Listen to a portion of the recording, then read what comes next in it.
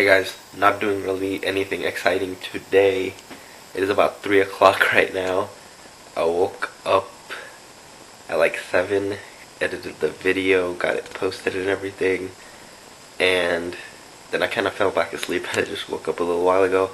Then I ate lunch. What I had for lunch was just like some chicken with some like lettuce and avocado.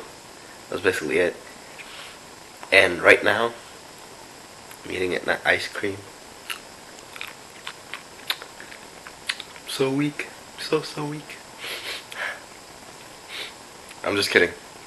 Just because you're on a diet doesn't mean you can't eat like things like this, like ice cream and junk food. Just make sure it's not all the time, and you basically have to keep track of everything. That's the most important thing. Alright guys, so I feel a little more woke right now. We're still not doing anything exciting.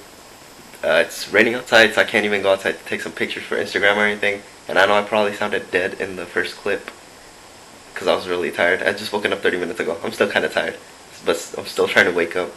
Basically going to be editing videos for the rest of the day because I still need to catch up. And I'm going to be watching some, like a Netflix or something while I do that. But anyways, nothing exciting to really show right now. I'm snacking on some Chex Mix, and I drink a cup of tea every day, so I also have some tea. Basically going to be editing, and I'll talk to you guys when I go to the gym.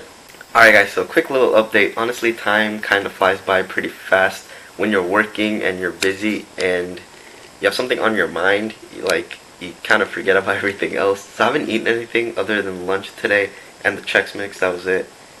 So right now I'm basically going to have like a pre-workout meal because it's already 9. I have to go to the gym.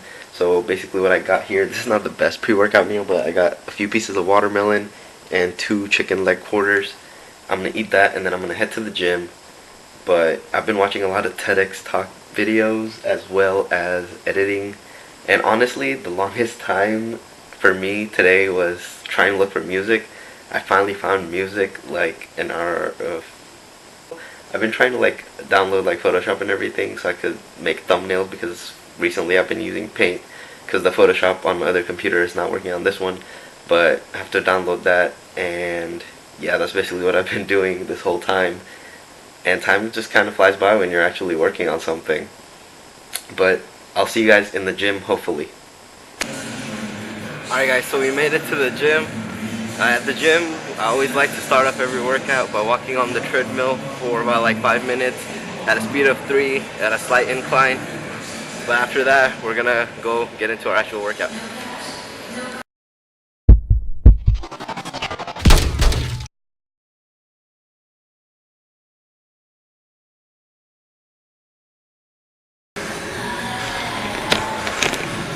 Hey, what is going on guys? It's Moinul from FitLife back here with another commentary and another leg workout video. Obviously, I did some foam rolling before I went into kettlebell swings. So what I'm trying to do here is just thinking of my arms and my hands as a pendulum, and you have the weight hanging down. Your shoulders should not be doing any of the work. All the work and force should be coming from your hips, and you just want to extend your hips forward and get the power from your hips and swing the weight back down, and then basically do the same thing again. It really helps to squeeze your glutes and get that stretch in your glutes and your hamstrings. Make sure to do that. And after that, we went into some goblet squats. The main focus here is to get your knees to go out. A lot of people have their knees buckling in when they're squatting, so if that's you, make sure to focus on driving your knees out and following your toes. And really, when I have the weight in front, it works more of my quads, so I make sure to add some of that in. And then we go on and we do some basically leg raises, and you want to get the leg up as high as it will go on its own, and then use your arms and your hands to pull them a little farther so you can get that nice stretch in your glutes and your hamstrings. But after that, we do some hip circles. So this is very important, so you can get the stance and the width of the squat right. Make sure to do this. If you have tight hips, you're not going to be able to squat as deep or basically get your feet out as wide. A lot of people that have the knee buckling in problem, make sure to do this just so you can drive the knee out when you're actually squatting and you don't have that issue. It's very important to do your stretching before you go into the actual exercise. And then we're also going to do some they're called Spider-Man walks because you're hitting the Spider-Man pose. Make sure to keep your head up. I don't know why I kept looking down, but the point of it is you're gonna lunge to one side. Make sure your opposite leg is straight and you're basically bending down on the other leg and touching the ground with your hands. Really helps to get that stretch in your adductors and abductors. And then we do some more of the goblet squats, this time with a little more weight, just so we can get a little more work out of the exercise. Really focus on pushing back and down and following with your knees out. It helps if you stand in front of a mirror if you want to look at your form, because a lot of times people think they're doing something right till they actually look at it. That's a good reason to actually record yourself while you're working out, just so you can pick apart the exercise and see the things you're doing wrong. That's one of the reasons I love recording video, because as you can see, you'll see later on in my squats that I still have that butt wink issue I'm trying to fix, because I keep hitting a little too far, too deep, and not having that stretch and getting that butt wink, which I'm still trying to fix, working on it. But before I actually do the main set of the squats, I like to warm up with 2 sets of just the bar.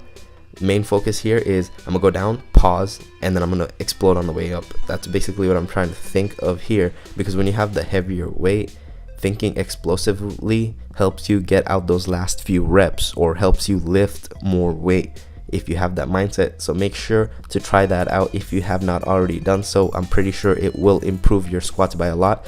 In the actual squat, you're not gonna sit there for a 5-second pause or something, right? You're just gonna go down, hit the depth, and then come back up. But with the lower weight, since you can do that, really focus on explosively coming up out of the bottom position.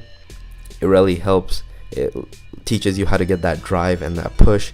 But as you can see here, I'm still getting a little bit of that butt wink. I need to stop going so deep. I mean, I'm just going a little deeper than parallel, so I need to focus on just hitting parallel, just so I can focus on fixing that before I actually do other things. As you can see, I'm not going heavy in these workouts. All of these workouts are going to be light, 12 to 15 rep range. I'm just really trying to focus and get that connection right and build some muscle. My focus here isn't to lift as much weight as I can, and then I'm always stretching and making sure I can do the thing that I'm trying to do. So as you can see here, I'm doing some leg swings just in the middle of my like 3rd warm-up set, I believe, and just trying to open everything up, just trying to get ready for the exercise, just having that, just focusing. Honestly, don't think of the other things that are going on around you, just try to focus on this. It's been really good that the gym's been empty, because I go pretty late, and that's very helpful because I can just do whatever I want to do. And I got this angle for you guys just so you can see how I set the bar, where I set the bar placement, always keeping my head not looking up, not looking in the mirror, but not looking down either. You want to look straight and just have your head come down just a little bit. So you want to look forward and down, not down at your feet, but the end of that squat rack. As you guys saw right there, you see the squat rack right there, the part that's in front of me on the bottom. I try to look right there just so I can have that straight spine alignment, and really try to focus on driving the knees out and hitting that depth and squeezing your glutes. That's really important. A lot of people just do the squat, they don't actually squeeze their glutes. I know I don't have the biggest glutes in the world, I don't have any glutes honestly, but I mean, I'm working on it, trying to build it up. For some people, some muscle groups work better and come easier than other muscle groups, and for me, my calves and my glutes are 2 of those. But here's another angle. The edit you saw before, I had about 185 and I was doing 135, and it was just going back and forth just so I could get multiple angles. It looked better, but this was one of my middle sets, and it's basically a 45 and a 15s on each side. And as you can see here, I'm getting better at my squats. I'm pretty happy. Before I used to, I think my max on squats was like 320. I know that's not a lot in terms of other people, but that's a lot for me. That was pretty good for me. I'm not really sure how much I can squat right now because I haven't maxed out in a while. Really just trying to focus on building muscle and losing weight at this point. or not weight, but losing fat at this point. After that, we go into some front squats.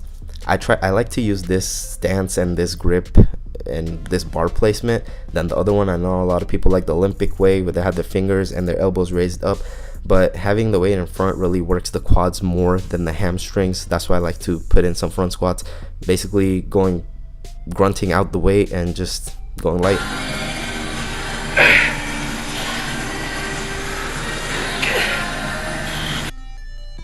So make sure on the front squats to keep your elbows up. That's really important, and a key point of the front squats is that you have to do that so you don't end up rounding out your back and hurting yourself, and weight doesn't come forward and fall down. That's very important, to keep your elbows up. And then we went on to some hack squats. I don't really do hack squats often, but when I do, I use it to honestly feel my contraction in the hamstrings. So what you'll see here is I'll be going pretty lightweight. I think those are 35s or 45s. I believe they're 45s. Yeah, I think they're 45s. But as you can see, that's not a lot of weight, going light. And I keep my hand underneath my hamstring, right? And right before I'm about to go down, I'll just push with my hands. I'll just push the muscle a little bit, or I'll just touch it and then go down to the bottom position. And when I'm about to push up, I do the same thing again, so I can get that contraction and I can get that mind muscle connection with my hamstrings. This isn't to push as much weight as I can. This is to feel the muscle, feel it working, grow the muscle. That's the basic point of this exercise, and that's what I'm trying to do here. I'm gonna get a drink of water real quick.